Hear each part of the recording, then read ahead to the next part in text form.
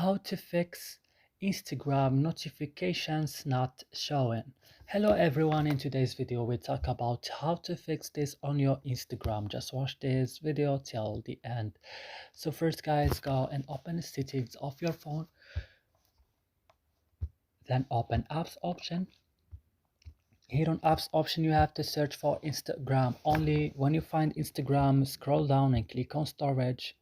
Here on storage, go to the last button, clear data, and click OK, and then you have to back and click on force stop and click also OK. Now what you should do, you go to notifications option, you have to disallow it and allow it again. After this your problem will be solved. So that's it. I hope this video is helpful for you. Don't forget to like, subscribe in our channel. See you in another video.